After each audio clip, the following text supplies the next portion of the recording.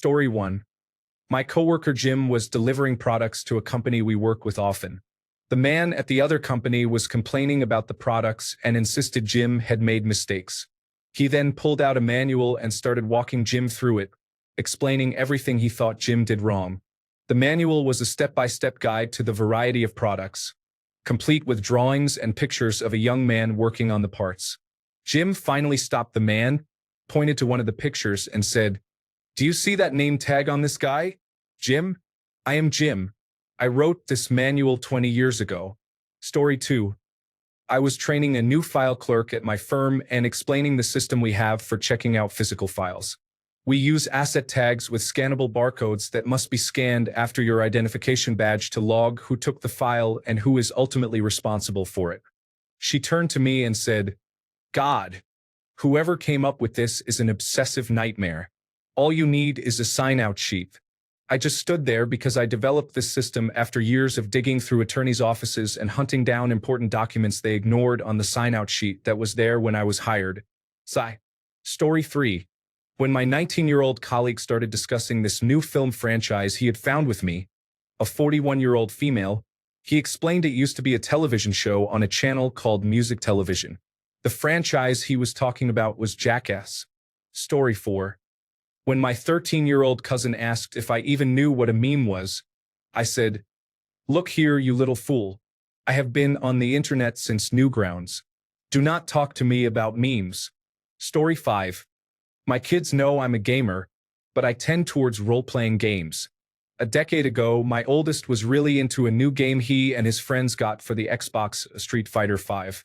He had a bunch of friends over, and they were doing the usual mid-teen trash talking and competitive one-upmanship when I came home from work. "Hey Dad, we're having a tournament. You want to play?" "What game? Street Fighter?" "Yeah, I think I've heard of it.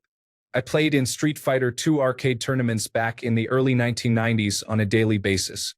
I wasn't godlike, but I could hold my own against top players most times. He and his friends bet me that if I won, they'd mow the yard and do yard work for a week. If I lost, I had to buy them pizza. You know what, kids? There are a lot of characters. Why don't you pick one for me? 6 attack buttons? Nah, I'll just use one. I'm old, and my repetitive strain injury is acting up. Which one do I use? Oh, okay, this is the jab? All right." I proceeded to annihilate each and every one of them. It didn't matter which character or which single button I was allowed to use. I've got that frame data tattooed in my DNA. Now go get off my lawn. It's been a standing tradition over the years for my kids to introduce their new friends to Dad by seeing if anyone can beat my Street Fighter 1 button. Blind character pick Kung Fu. Still undefeated. Story 6. When I was in graduate school, I wrote a Wikipedia article on a species I was co-authoring a paper about. I also completed a class project in genetics on the same species, which was not related to the publication. I received good marks on the class paper, but the professor criticized me for not describing all the interesting information known about the species for background. He told me I could start by just reading the Wikipedia article. Story 7. My teenage kid, around 2005, told us, "I just found this cool new band." Sweet. Who? The Red Hot Chili Peppers. They just released their first album. Boy, you were probably conceived to the Red Hot Chili Peppers. Story 8. In real life, there was a job offer asking for 10 years of experience in a programming language. The creator of the language was refused the job because he only had 5 years of experience in the language, as it was only 5 years old. Story 9. I hadn't played Magic, the Gathering for decades and asked a friend's kid to teach me the new rules, including Commander. He gave me a simple control deck. I looked at my first hand, and my old brain creaked awake. This card lets me draw an extra card every turn for 1 life, and I have 40 life. My old brain whispered card advantage to me, and I proceeded to lock down the table. I was the head judge for the French National Championship in 1994 and judged the semifinal of the first World Championships. I was the first level 3 judge in Europe and worked for Wizards of the Coast, United Kingdom from 1993 to 1998. I was literally there when the Deep Magic was written. Story 10. Back when I was a high school teacher, my friend and I organized an extra life event overnight at the library. The students put Halo Combat Evolved up on a projector. I walked in and asked to play, and they said they would take it easy on me.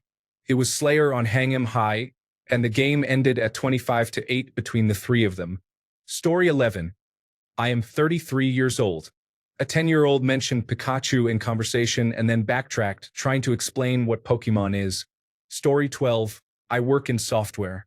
I had a client during a meeting where they were criticizing my company with absolute confidence that our software could not do a certain task. I gently informed him that it could. He literally shouted that it could not. He knows the software, has been using it for the past 3 years, and it has never done that task. I immediately shared my screen, showed him the setting that enables the feature, the setting whose name and description I wrote 8 years ago, turned it on and clicked through all the buttons that I had personally designed in the given release in 2016. I then asked if he had any questions. He did not unmute his microphone. Story 13. I have been experiencing this issue recently. I am an international trade attorney. My specialty is trade agreements and tariffs. Story 14. I have to write employee accomplishment documents to support their career advancement. These documents must be reviewed by a human resources review board that decides if the document is properly written and justifies the change, such as a raise or additional vacation, for the staff member. I have been doing this for years and can produce these documents efficiently. A new human resources person joined the company and began returning my documents with vague feedback such as not enough content, too much irrelevant information, and needs more insight. After the third time one of my documents was returned, the reviewer emailed me an example of what she considered a well-written employee accomplishment document, with names redacted. I replied, "Thank you for sending me this example. It helps a lot. Since I wrote this example 3 years ago, is it okay if I just fill in the current staff's name?" Story 15. I'm in my 30s. Last fall, my 21-year-old coworker asked me if I had seen the new Christian Girl fall outfit inspirations on TikTok. I pulled up my Instagram outfit pictures from around 2010. It was funny to see her face when I showed her that leggings, knee-high boots, and circle scarves are not new just because TikTok discovered them recently. Story 16. Someone tried to argue the plot of a movie with me that I worked on and was in most of the development and creative meetings for. Story 17. My teenage son turned on Eminem in the car, thinking it was not my style and I would not pay attention. Instead, I rapped along to every word.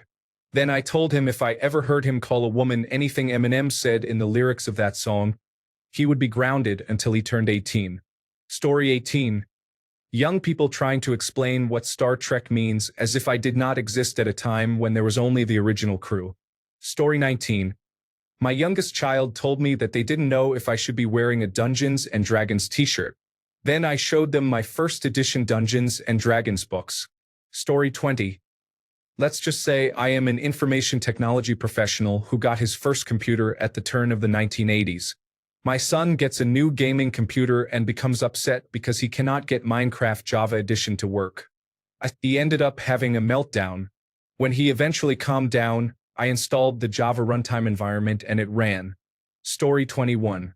My oldest child, now 17, is trying to educate me on the gorillas as if that was not a part of my youth. Story 22.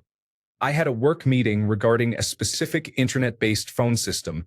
I was on the pilot team that tested it when it rolled out. When I got to the meeting, I introduced myself as a system expert to the person next to me.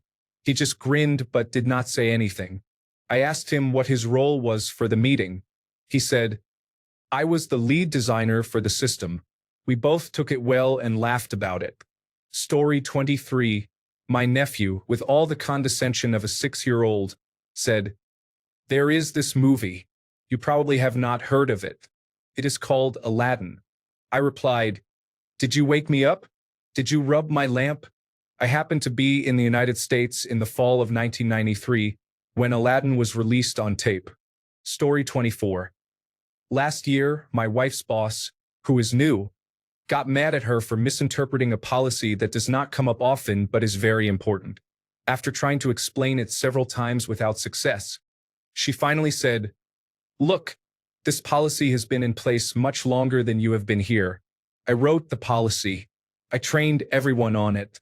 If you want to change it, fine, but this is what the policy says. Story 25. Had a service running at work. Someone said, "We do not want to mess with that service. It was written before any of us got here, and no one knows how it works." I raised my hand and said, "I wrote that. I still have the code. It is probably due for a rewrite anyway."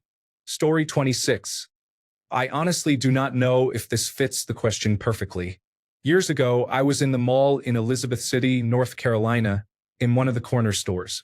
The Eurythmics song Sweet Dreams was playing over the store's sound system. I overheard a couple of teenagers near me loudly saying, "What the heck, man? They stole this from Maryland." Story 27. My younger coworkers try to talk about Japanese animated shows to me, as if I was not passing around bad bootleg VHS tapes with my friends in high school to get my hands on more than just Sailor Moon and Dragon Ball Z. Story 28. For me, it was happening upon a video game booth at a South Florida flea market about 15 years ago. Two early teen boys were playing GoldenEye multiplayer. I stopped to watch for a bit before the owner offered a third controller. The two kids grinned and whispered plans to gang up on me. What they weren't ready for was my 006 playing skills to run literal circles around them, firing the entire time, shooting ammo crates away from their initial start points, and my detailed knowledge of the layout of the stacks. After the 10th kill, they both gave up and left. Story 29. I am a 37-year-old millennial, but I have some Generation Z coworkers, ages 19 to 23, who were shocked that I knew about memes and what Wojak and Peeps are. I said, "Dude, I literally grew up on 4chan. I am UNC." Story 30. When my younger cousin was in his "I'm 16 and I know everything" era, he kept bragging about some old bands he had rediscovered. One of them was the Beatles. He talked about how influential they were, all the music they had that barely anyone knew about, and how he knew so much more about them than anyone in his uncultured family. Unfortunately for his ego, my family and I had been living in Liverpool for nearly 2 decades by that point. Story 31. My son's friends, aged 18 and 19, tried to explain to me, aged 46, who sang the sweater song. I dusted off my compact disc collection, and their eyes lit up like Indiana Jones finding the Holy Grail. Story 32. A few years ago, my stepdaughter was very excited to show her mom and me this awesome new song she had found. The song in question was Black Hole Sunday. She was shocked that we knew it. Story 33. About 6 years ago, my daughter told me, Panic at the Disco were the first ones to bring theatricality to rock music. You sweet summer child. Story 34. A kid who was probably about 19 or 20 explained to me that the Star Wars prequels were universally beloved when they were first released, and people only realized they were cringeworthy when they started getting memed in the 2010s. I saw all of those movies multiple times in the theater. I participated in a lot of bashing of Jar Jar, Padme hanging out brushing her hair, and Anakin's terrible line deliveries. It was all over pop culture at the time too. Nothing I said would convince this kid. He just kept saying no, everyone loved them when they were first released. Story 35. A student, 18 in 2022, told me I was wrong about how dial-up worked. Later in the year, they also told me I mispronounced MySpace. Story 36. A personal one. I use data that you have to buy from a specific agency, which is essential to my industry. A representative from that agency came in trying to tell me I was using the data incorrectly. I have been using that data longer than he has been alive. Turns out I was not using it incorrectly. Story 37. I cited the deep magic. I was probably about 8 at the time. I had just learned how to play chess.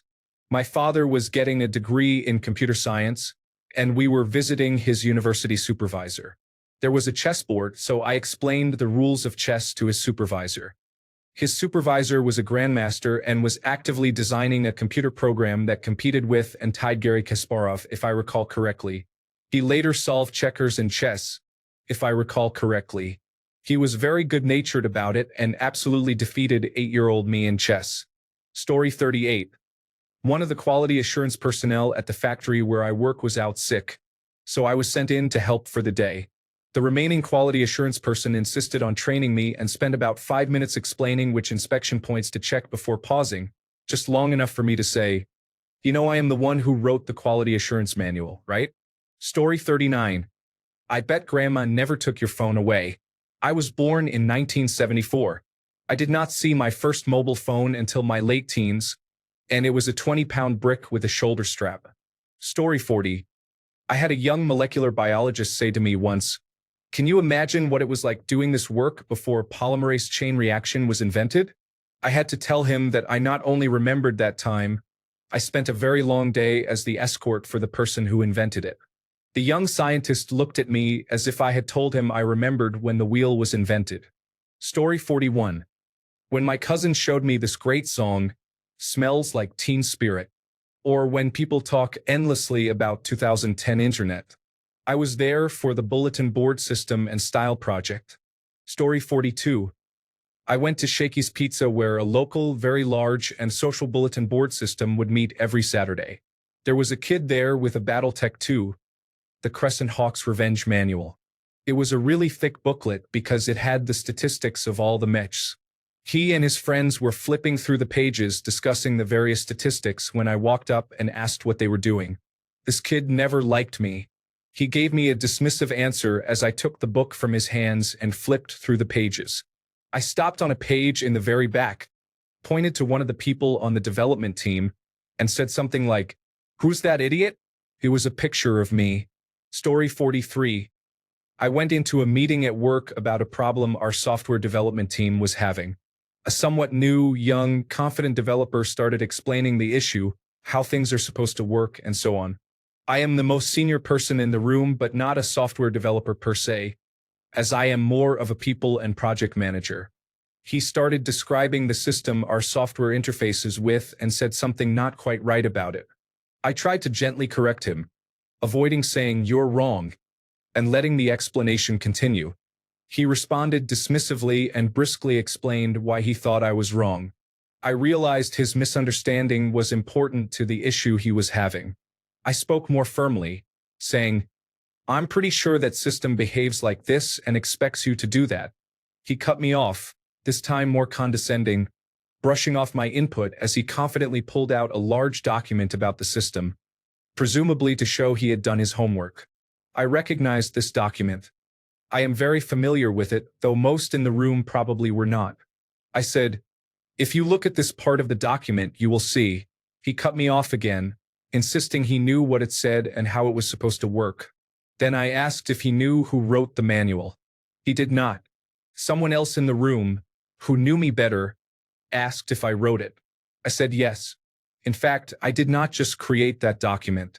I also designed the whole system and wrote all the software that the manual covered. This was done 5 to 7 years earlier when I was in a completely different part of the company. We continued the meeting, and it gradually became clear to him and everyone else that his misunderstanding of my system and how his software was supposed to work with it was the core issue. The meeting ended up being productive. If something has been in place that long and is called from many different places, maybe don't assume it is the problem. I think he gained a little respect and humility toward us all that day. Story 44. My 12-year-old recently said she was doing something called the Ice Bucket Challenge and rolled her eyes, saying I would not know anything about it. Story 45. When my nephew was trying to explain to me how to play Mario Kart, I quoted that exact line to him. He was confident he could beat me because the only people he had played against were the younger cousins and my wife, who is a non-gamer. I wiped the floor with him and taught him a valuable lesson that day. Story 46. I was talking to an old Navy veteran, nearly 100 years old, from World War II. My 13-year-old self started getting excited about Iowa-class battleships. He then took out a box full of manuals, reports, and various memorabilia. It turns out he was actually on the United States ship Iowa from her trials until the end of the war. Story 47. Do not tell me that your computer takes forever to boot up or that your internet connection is slow. I grew up with a computer that took 5 to 7 minutes to boot up and made loud noises while it was doing so. If someone needed the phone, you had no internet because they were connected to the same line. Story 48. Brought in an old gaming personal computer to teach 8th graders Kerbal Space Program. When kids start asking about the specifications in games, I ask the kids their age and then inform them that this personal computer has been playing games longer than they have been alive. I only bring it to the school because it is expendable. Story 49. My 20-year-old son sent me a song to listen to a few years ago. Awesome song, Dad. Not sure if you have heard of the Deftones, but they are awesome. I was mad, sad, happy, and frustrated all at the same time. Story 50. My daughter told me that I didn't know anything about Japanese animated series because I didn't know anything about One Piece or Attack on Titan. I started telling her about Fist of the North Star, Maison Ikkoku, and Legend of the Galactic Heroes. Then I literally told her not to refer to advanced knowledge to me. Story 51. I am a lobbyist, and an elderly colleague and I were in a meeting with congressional committee staff. We were having a spirited discussion about what a provision of a decades-old law actually meant. I was doing most of the arguing on our side. Eventually, I directly informed the staffer that this was not a debate and that we were correct. When she asked me how I could possibly have that level of certainty, I turned the conversation over to my colleague. I watched as he informed her, as I already knew, that he was sure about the provision because he wrote it when he was a staffer for that very committee in 1962. Story 52. My teenage son came home from work as a lifeguard at a pool and said, "Mom, you know, some parents do not parent." Yes, I know, son. I know. Story 53. My teenage cousin, who is 8 years younger than me, has started going out at 17 to 18 years old. They tell me I should drink lightly and be careful with shots because I cannot handle how they drink. I have a reputation as the good guy in my family. Story 54. I recently submitted a support ticket at my company because a process was not working correctly. The support team replied but ignored the issue I raised. Instead, they said we did not need to worry about it because my team was supposed to do something else, citing an article that I had written. I had to respond that the article was not relevant to the ticket or what we actually needed and why. After that, I received a more focused response. Story 55. My nephew asked me to play the latest Super Smash Bros. With him. I was not going to use the real brutality because he was 10. Then he started bragging and said, "You know, I am really good at Super Smash Bros. Oh yeah? I guess I will use Jigglypuff and teach you what resting is after all. Kid." Story 56. I am a millennial who teaches middle school. Recently, I was chatting with one of my students about music. He told me confidently, "Yeah, there's this band I like, but you probably haven't heard of them. They're called the Weezers." Story 57. I teach for a living and have done so for 20 years. For 15 years before that, I worked in the field I now teach. I still work in it. Artificial intelligence is becoming common in education. To understand it better, I signed up and, without any particular reason, asked Chat Generative Pre-trained Transformer to generate a 12-week undergraduate lesson plan on a topic I have taught for 20 years. This topic includes published lesson plans and presentations available online, which I know have been copied into various study aid sites. It is not complicated, but I am an expert, and some of my teaching is unique, containing original insights and content. Chat Generative Pre-trained Transformer returned a lesson plan that is about 80% my own material with my syntax and unique, or at least idiosyncratic schedule and details. Amazing. Story 58. My wife and I were hanging out with her younger siblings. They mentioned that all the high school kids had started a new trend of tricking other kids into clicking on an old music video link. They were talking about Rickrolling. Our age gap is less than 10 years, and they were in high school. So it was more of a, "How is this the first time you've heard of this?" sort of reaction. Story 59. A few years ago, my wife and I started a small nonprofit that focuses on beach cleanups. The initial concept took off and it has grown a lot. We are not so involved these days, but we still keep tabs on the team. They were having an event at a brewery, and we went to check it out. While in line for beers, the woman in front of me was wearing one of our shirts. I commented on how cool it was that there was a good turnout. She agreed and talked about how she got involved, which turned into her explaining the origins of the organization to me.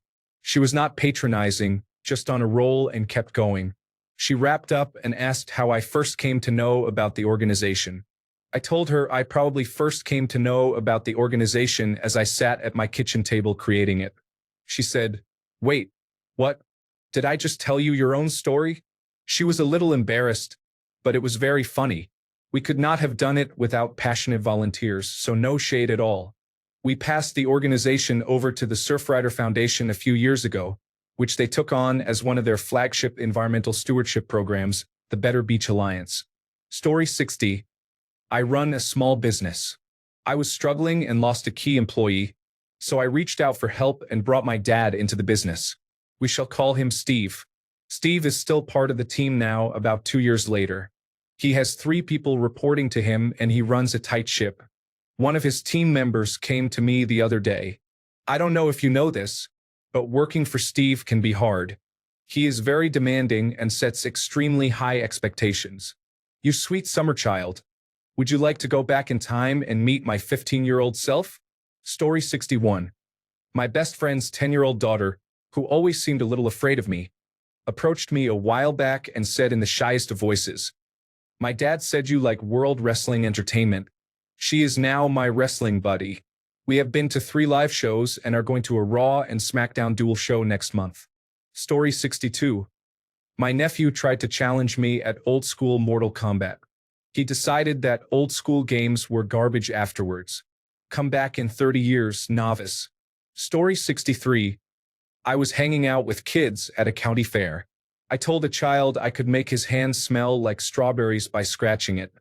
When he brought it up to his face to smell, I gently slapped his own hand into his face. For the next 30 minutes, he played the prank on others, and it spread quickly. Eventually, a little girl approached me and said, "I can make your hand smell like strawberries." I went along with it. Instead of bringing my hand in front of my face to smell, I held it under my chin and sniffed before saying, "Wow, it worked." The little girl was confused and pulled my hand to her face to smell, which is when I slapped it with my other hand. She never saw it coming.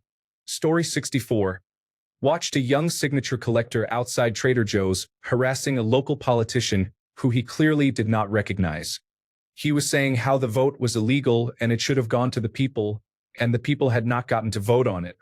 The politician said, "Yes, I agree. That's why I voted no." The young man kept saying, "No, nobody got to vote on it. Only the politicians." The politician kept saying, "I got to vote on it and I voted no." I happened to know who the guy was, and it was one of the funniest things I have ever seen. He had voted no because it was illegal and should have gone to the people. He clearly knew a lot more about the bill than the guy who was trying to collect signatures, and he also knew who voted on it. Just a minimum understanding that the vote had happened in a building so close we could see it, and who our local politicians were could have saved this young man from being an absolute fool. I do not think there were any other witnesses besides me and the politician. If it had happened now, I would have pulled out my phone so everyone could watch the foolishness. Story 65. A friend of mine is from a less privileged part of Dublin and went on to study theater and Russian at the prestigious Trinity College. In one of her theater classes, she expressed an opinion on Chekhov, and a posh student promptly disagreed, heavily implying that someone from that part of Dublin probably did not know much about theater. My friend cheerfully quoted the original text in perfect Russian. Story 66. When I first started working as a developer, I was explaining how a particular data flow worked to one of our account managers. Later, while I was editing the query, I saw the account manager's name in the comments log section. He used to be a developer before he moved to sales and literally wrote the first version of the thing I was explaining to him. To his credit, he just thanked me and let me work on it and deliver the changes. Pure class act. Story 67. Laughing and drinking with some young locals at a bar in Dublin. I am an older American. The band played "I'm Gonna Be 500 Miles," and I sang every word. They told me I was the greatest of all time and asked how I knew that song. The 1980s were my formative music years, my good friends. I was in Dublin last year for the Florida versus Georgia college football game. Story 68. My teenage son once excitedly told me that he had discovered a new song he liked. He then played me AC/DC's Shoot to Thrill. I tried not to laugh when he asked afterward if they had any other cool songs. Story 69. I once amazed some younger coworkers with my insane touch typing skills. Came up because I absolutely hate those clacking keyboards that make a loud noise with every key. I type so fast that it would give me a headache. No way, people only type about 80 words per minute. It's not that bad. I grew up on Yahoo Instant Messenger and AOL Instant Messenger. Forums, too. Typing was my whole day during the summer. They gave me one of those keyboards and I typed a paragraph they provided. 120 words per minute. Adjusted to 118 words per minute for accuracy. They gave me a harder one with lots of Q, X, and Z letters and made sure I didn't look down. 115 words per minute. After 15 minutes, they couldn't stand the noise of my typing anymore. The sad thing is, I probably could have gotten a little better, but it was a new keyboard. Story 70, cliché because of all the memes, but my little brother recently started playing Call of Duty. He's only 13 but still active in voice chat. Imagine my surprise one day when he came to me, controller in hand, crying because he got destroyed in a 1-versus-1 match he called for and was bullied by the other player. As the older brother, of course, I decided that the person who made my little brother cry in a Call of Duty game needed to be taught a lesson in humility. I proceeded to pull an original stump play on him and demolish him the entire time for 3 games straight. All the while, my little brother was next to me screaming and shouting like he won the Halloween lottery. One of the best memories I have with him. I'll always cherish that moment. Story 71. A 20-something said to me last year, "I love old school rap. What, are you 50 Cent? Sir, I had a pair of G-Unit sneakers. Get away from me." Story 72. I saw Star Wars in 1977 when it came out. I was 18 and am that rare thing, a female fan of the saga.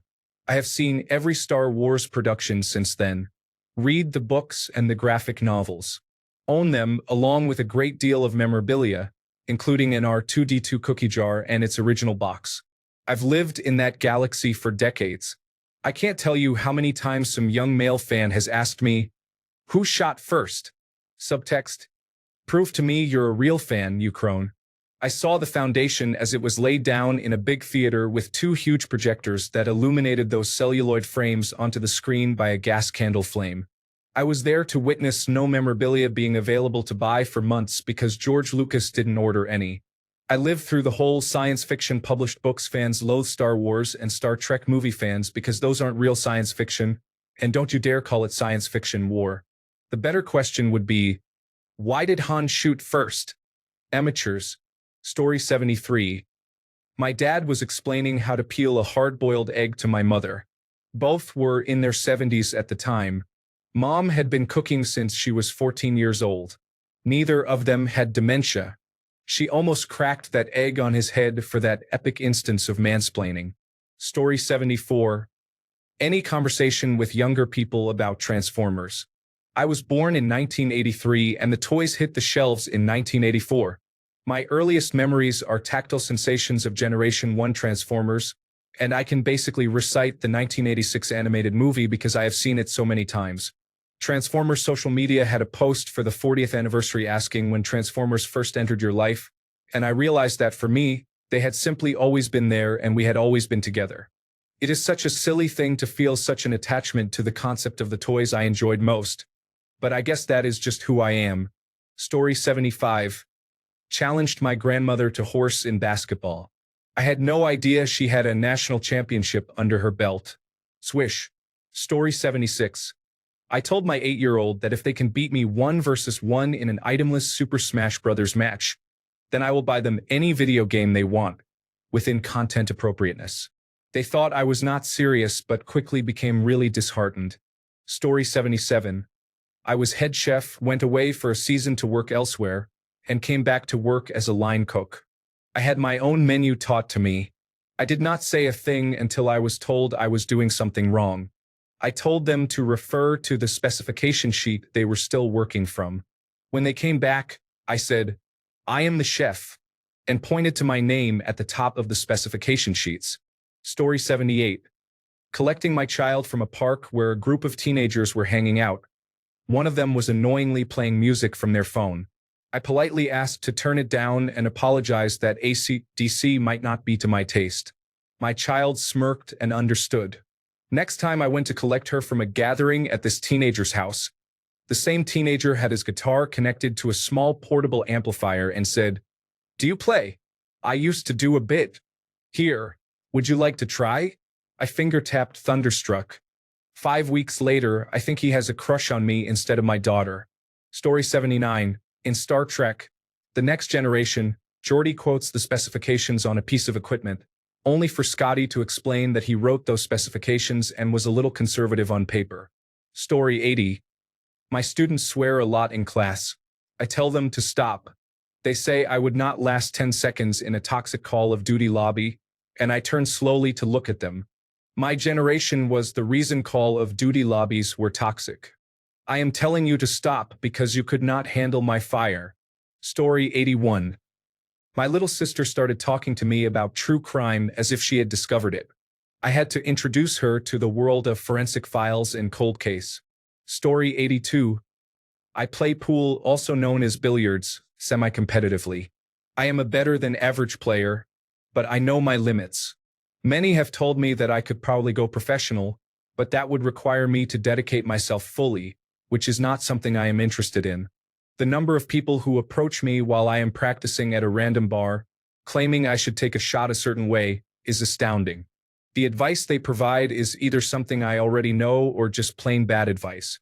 Usually, it ends with a game against them in which I almost always win, and then they leave, but it is still annoying. Story 83. Not me, but one of my best friends grew up in the 1980s and was very into arcades, Magic, The Gathering, Dungeons & Dragons, Nintendo, Sega, and similar games. She and her wife actually own every single Nintendo Entertainment System game ever made. She is now a high school teacher and hosts a tabletop club where she regularly has students talk to her about Pokemon and Magic, the Gathering cards. She was once even asked if she had ever seen a PlayStation 1 in real life. Story 84. Elrond said, "I was there, Gandalf, 3,000 years ago." Gandalf replied, "Please, I am Mayor. I am about 10 times older than you." Story 85. Information technology explaining to me how disk buffers are reported in Linux and are not the same as used memory. I have award-winning research papers on advanced topics in Linux kernel memory management. Story 86. I work in the film industry not just as a passionate photographer who is actually a barista, but at ground zero in Hollywood on blockbuster films. Sometimes I share anecdotes about what happened on the set of a film. It is always surprising how many people demand a source and then accuse me of making things up. I am the source. I am not trying to present this as evidence in a trial. Please remain calm. Story 87. When Generation Z kids start talking about Nirvana to my 41-year-old self, I am happy they appreciate the music I loved growing up. I am not judging. However, there is no way they could have the same connection to it as someone who was there when it first hit the radio waves and the kind of obsession I had with the first bands I liked while discovering music around age 11 or 12. I listened to some of those albums literally hundreds of times. Music was much harder to come by back then, so you worked with what you had. Story 88. These high school students want to write their senior biographies on Fred Durst or Scott Stapp from Creed. Story 89. I do fire, water, and mold restoration for a living, which includes crime scene cleanup. I started at a new company, and they wanted me to watch some training videos from a national accreditation organization. Sir, I know my hair is gray now, but that is me in those videos from 15 years ago. I have been doing crime scene cleanup since before that national accreditation organization even existed. Story 90. A few years ago, one of my middle school students asked me if I had ever heard of Harry Potter. I am a solid millennial who read the books as they were originally published. I stifled the urge to say so and responded that I had read them all. She asked what house I would consider myself in. I answered in a cheery tone, "Slytherin," and her jaw dropped. Story 91. My friend's child got a Nintendo Switch and downloaded all the old Nintendo 64 games. I proceeded to defeat all of them in original Mario Kart and made him cry with proximity mines in GoldenEye. Story 92. Before I moved into my current job, I worked in a bank call center. As I was fairly experienced, I was part of a project to update and align all of our regular work streams into formal process documents. This involved reviewing the work we do and the requirements to ensure compliance. The process documents were reviewed and signed off by several senior managers. A few months later, one of my calls was flagged by quality assurance as a failure because I had not followed the process. I knew I had followed the process because I had written it. It turned out the quality assurance team had not been provided with the latest documentation, so they were using an outdated checklist.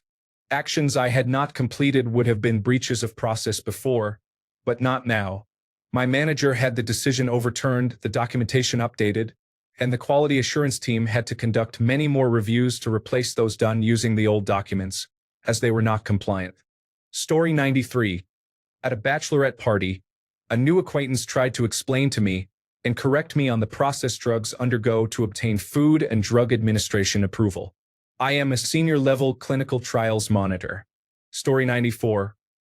Anytime Peter Jackson tried to give Christopher Lee pointers in The Lord of the Rings, he actually met Tolkien, read The Lord of the Rings every year, and knows what a man sounds like when he has been stabbed. Thanks a bunch for sticking around till the end of the video. Remember to subscribe, and until next time, stay awesome and goodbye.